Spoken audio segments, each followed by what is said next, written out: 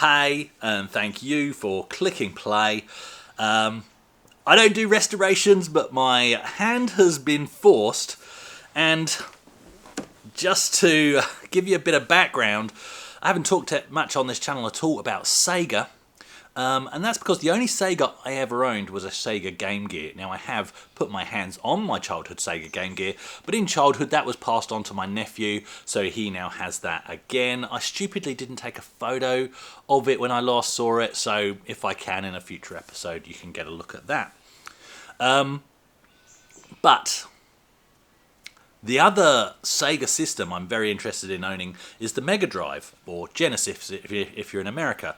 I didn't own one growing up, but I had the SNES, and most of the games that I liked on the SNES were also available on the Megadrive.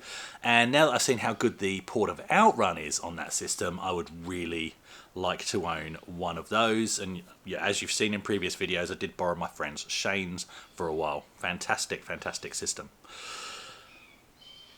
I now... How do we get into this? I've been given... Wait for it.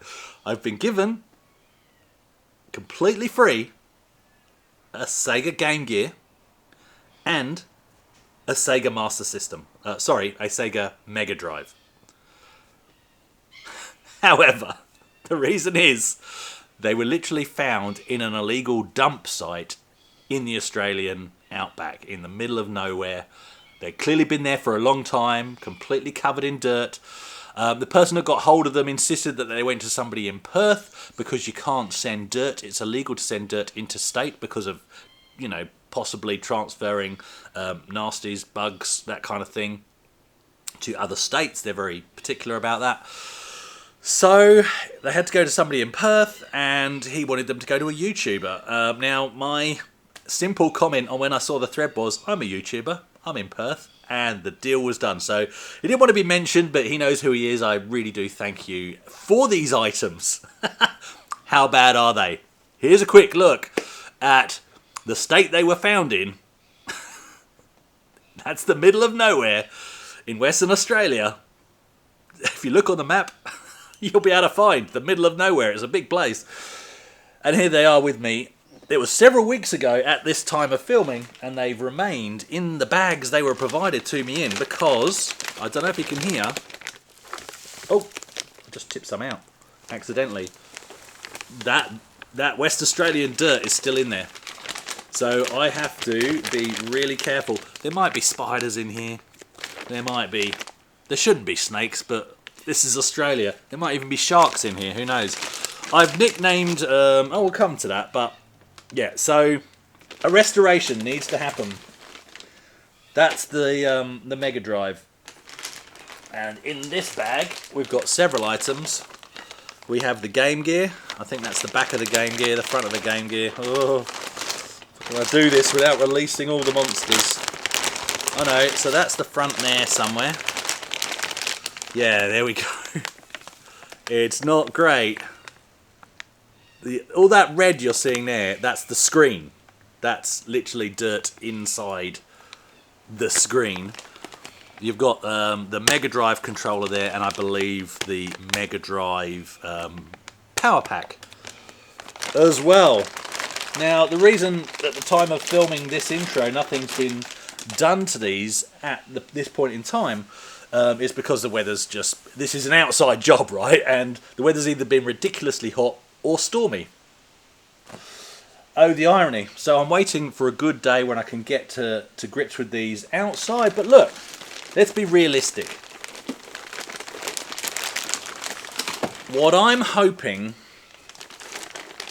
to at least get out of these items are some nice looking shelf pieces. So I think a cosmetic restoration, which I don't mind getting my hands dirty doing, is a good thing to aim for. But while we're in the process of that, to actually see if we can get these things working, if we can actually get these up and running, keeping in mind restoration's not my forte, I just like to sit around and play games, but that would be even better. That's where we're going. You guys are lucky you're going to be time traveling, because this will all be all in either one or two videos. whereas I've got a lot of work ahead of me. Let's get into it. So the first thing really was to have a look at what we were dealing with once I got the Megadrive out of the bag, and I decided just to start with shaking out all that Australian red dirt. Plenty of stuff inside this machine. And then it was a case of trying to get the screws out, with keeping in mind this has been sitting in the dust. A lot of the screws play ball. In fact, you know, getting into the outer case, most of the screws, in fact, did play ball. And you could certainly hear the sand crunching. But as you can imagine, I came across one that was so stubborn, and I tried pulling, you know, all the dirt out with the screwdriver. But it just was not moving. And then I was into, multiple screwdrivers, and I could just tell this thing was burring off. So first main hurdle, really, as I said, I don't do restorations as a thing. I did try spraying it with WD-40, was not budging. So, and don't kill me, because what I did next was this.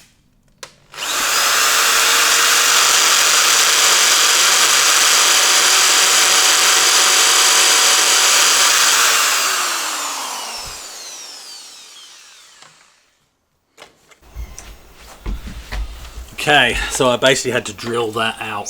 That's just been drilled out in the garage, and now we are free. Oh my goodness. So at this point I had a quick stock of the dirt tally, and all the plastic bits that I've managed to liberate. The reset button had just disintegrated. And here it is apart, you know, the top off finally, very rusty RF shield, and you can see the state. Look at that red caked in dirt. You can tell it's been very wet, a lot of dust on it. Well, and you know, the job's only half done. Now it was trying to liberate the motherboard from the rest of the machine, including trying to get the RF shield off, and once again realizing that it was the dust holding these screws in place. So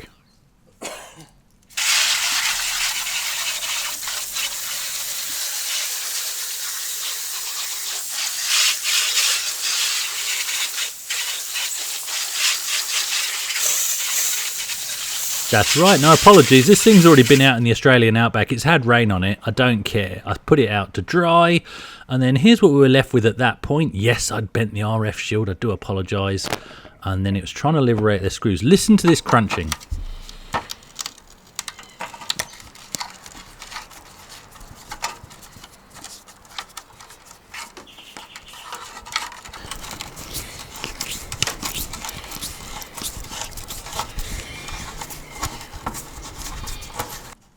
So even after giving it a good hose off, so much crunching from these screws, just a few screws holding this together, until finally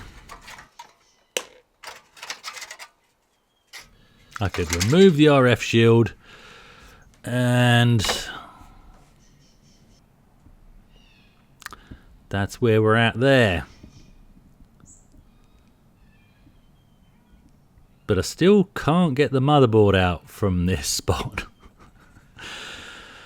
Look at that still, and that's after a hosing. But it's looking a lot cleaner on the inside now, as you can see already.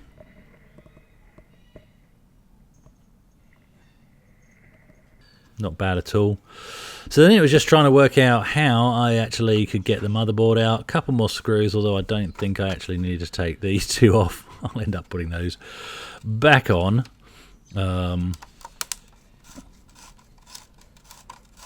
Couple around the cartridge slot there. That's going to be one of the main challenges, is cleaning off that cartridge slot, but that'll be a part two of the Megadrive project, I think. But once again, one stubborn screw just to get just to get inside this thing. Oh, so A drill will sort that out, right? Let's, you know, let's give that a go.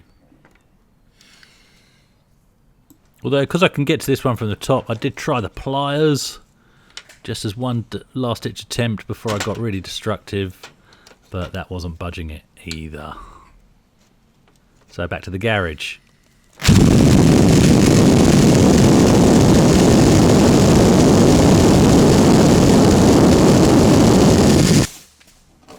And all that really did was melt the head of the screw into that metal part there.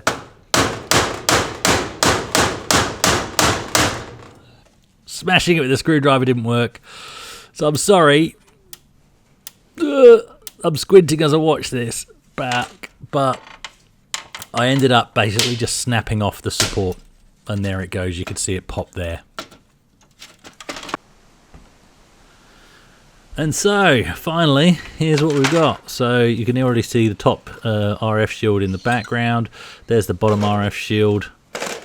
There's the motherboard, liberated finally. And there is still all that caked in dirt in the bottom. And there's the riser that's snapped off in the bottom of the case. Look at that beautiful part of West Australian dirt. And there's the top of the case there. Still a lot of work to go.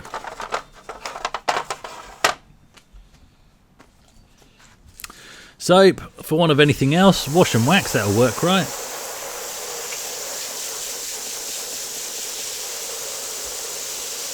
Rub-a-dub-dub, a Megadrive in a tub. Like I said, don't do restorations. Don't know if I mentioned that before in this video. But yeah, my method was I just had a you know, old nail brush, as in, you know, for your fingernails, one of those. Just going over the plastics with this soapy, you know, car wax. Cars are made of plastic these days, so I'm sure that stuff is fine on them. Just to try and see how much I can bring these plastics back up after all that time in the outback. And that's how much dirt. Look at that. Keep in mind this thing's already been hosed off once, right? And then a clear load of water, so no soap in this one, to give it another rinse off. Just to try and get those plastics up again, all the small bits. So those are the hinged doors. That's the side expansion slot cover. So the hinged doors for the cartridge slot. Bottom piece and the top piece as well. And I just gave those all a good scrub as well to get all the suds off, get all that residue off. And hopefully see if I can bring these up to, yeah, something something worth displaying, I guess, is what I'm aiming for. And it's amazing how when stuff is wet, it actually looks like it's been improved. It looks nice, it looks shiny, it looks clean. Right? It's clean? Sure.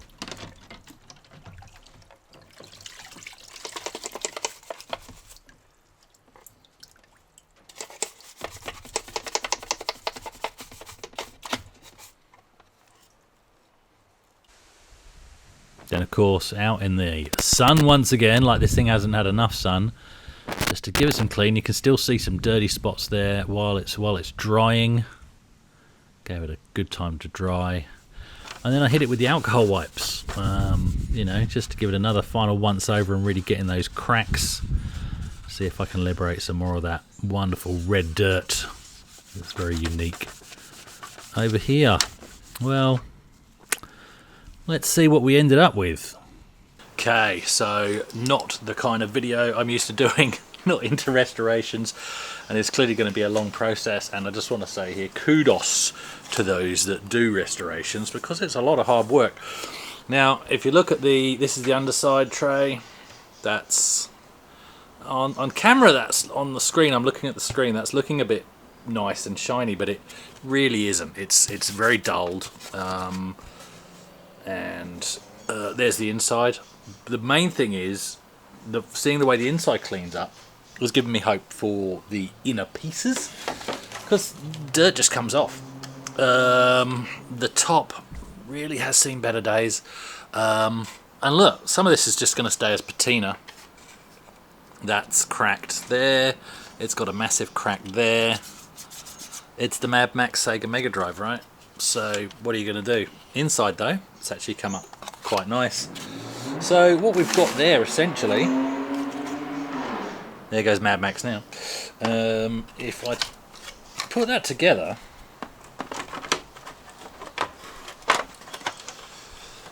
you know, we've got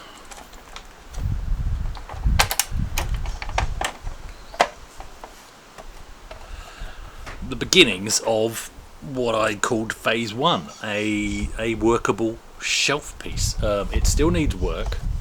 It definitely needs work, but you know, it's a shelf piece that tells a story. I guess what I would like, maybe ideas in the comments of how to bring the shine back to this. I mean, that's very mottled on there, and I've given it a good scrub. That's incredibly mottled.